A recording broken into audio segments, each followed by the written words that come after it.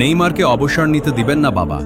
নেইমারকে অবসর ভেঙে দলে ফেরাতে অনুরোধ করে নেইমারের বাবা যা বললেন তা চমকে দিল সবাইকে। প্রিয় দর্শক, বিশ্বকাপের কোয়ার্টার ফাইনালে ওঠার লড়াইয়ে নরওয়ের বিপক্ষে খেলতে নেমেছিল ব্রাজিল।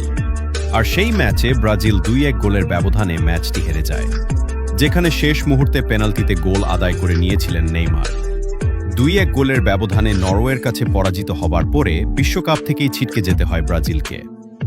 হেক্সা বিশ্বকাপ জয়ের পূরণের স্বপ্ন নিয়েই বিশ্বকাপে খেলতে যাওয়া ব্রাজিল হেক্সা পূর্ণ করেছে ঠিকই, তবে সেটা জয়ের নাম ব্যর্থতার। টানা 6টা বিশ্বকাপে শিরোপাহীন থাকল ব্রাজিল। ব্রাজিলের অন্যতম সেরা খেলোয়াড়, ব্রাজিলের হয়ে সর্বোচ্চ গোলদাতা নেইমার জুনিয়র এই ম্যাচ শেষেই মাঠে কেঁদেছেন, পুরো বিশ্বকে কাঁদিয়েছেন। এরপরে অবসরের ঘোষণা দিয়েছেন।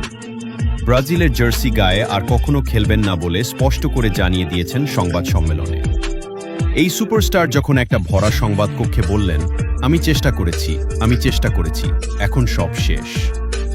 আর নেইমার অবসর নেওয়ায় তার বাবা ও দীর্ঘদিনের এজেন্ট নেইমার সান্তোস সিনিয়র ছেলের মন পরিবর্তনের জন্য সামাজিক যোগাযোগ মাধ্যমে একটি অত্যন্ত আবেগঘন ও প্রকাশ্যে বার্তা দিয়েছেন, যেখানে তিনি নেইমারকে অনুরোধ করে বলেছেন, একজন বাবা হিসেবে তোমার কাছে আমার একটাই অনুরোধ, তুমি ফুটবল খেলা চালিয়ে যাও।